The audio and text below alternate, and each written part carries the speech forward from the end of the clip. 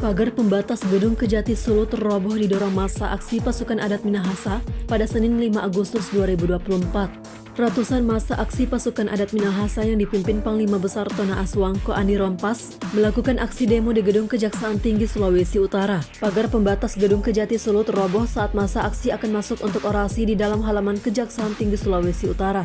Pimpinan massa aksi Panglima Besar Tona Asuangko Andi Rompas memimpin aksi demo dan berorasi di halaman Kejaksaan Tinggi Sulawesi Utara. Selain Andi Rompas, juga Nancy Angela Hendricks Bunda Manguni berorasi di Kejati Sulut. Sebelumnya di Pengadilan Negeri Manado, massa aksi pasukan adat Minahasa ini berdemo. Massa kecewa karena tidak diperbolehkan masuk untuk mengikuti jalannya sidang putusan pembunuhan Tona Asuangko Elvis Wage. Karena tidak mendapatkan kepuasan, akhirnya massa aksi menuju Kejati Sulut.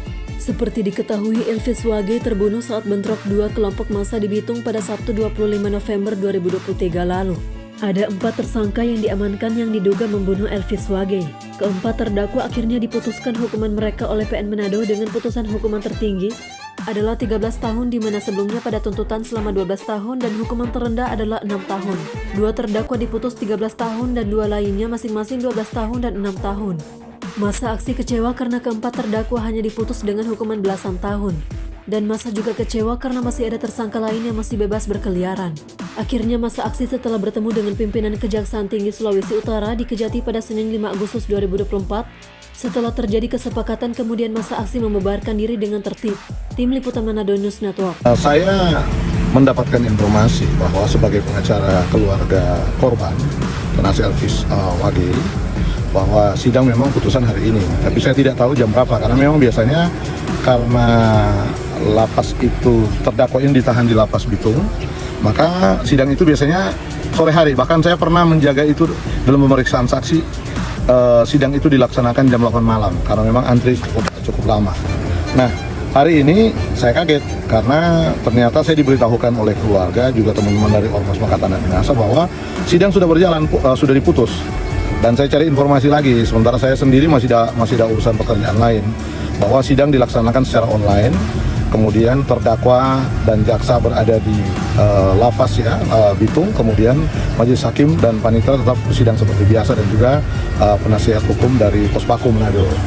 Tapi intinya itu kita harus menghormati apapun diskresi atau kebijakan dari majelis hakim, karena melihat situasi sebelumnya, mungkin pertimbangan majelis hakim situasi pada saat pembelaan pledoi dari para penasihat hukum itu terdakwa, kemudian situasi menjadi ricuh.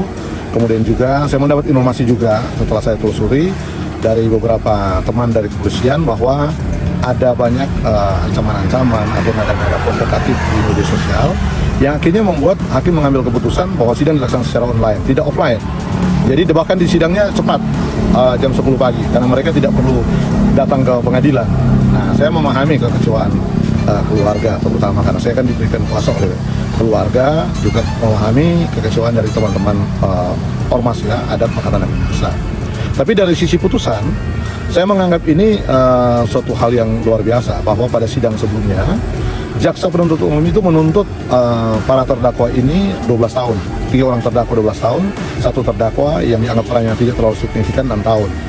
Nah, pada putusan hari ini sesuai dengan harapan, menurut saya sebagai praktisi hukum, sebagai advokat pengacara yang sudah cukup lama dan kemudian juga menjadi pengacaranya keluarga korban, putusan 13 tahun itu adalah melebihi tuntutan jaksa, itu ultra petita. Maka ini kita harus menghargai lah apapun putusan majelis hakim.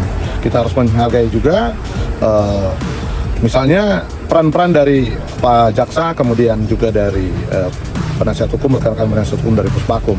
Nah, jika ada kekecewaan, tentu keluarga bisa mengajukan keberatan kepada kejaksaan dalam hal ini untuk mengambil misalnya upaya hukum banding, kan, baik dari jaksa maupun juga dari penasihat hukum terdakwa bisa mengajukan itu. Itu adalah upaya melalui undang-undang. Dan apa yang terjadi pada hari ini, sidang online itu juga dimungkinkan oleh undang-undang. Jadi misalnya ada keberatan-keberatan itu kita pahami, tapi putusan ataupun proses hukum hari ini sudah berjalan menurut saya sesuai dengan koridor undang-undang. Tidak ada hal yang dilanggar. Jadi ada alasan-alasan yang tentu penyebab maka hakim memutuskan bahwa sidang dilaksanakan secara online. Seperti waktu dulu sidang bisa dilaksanakan online waktu pada saat COVID dan kemudian itu bisa juga dilaksanakan pada saat situasi yang sudah normal seperti ini.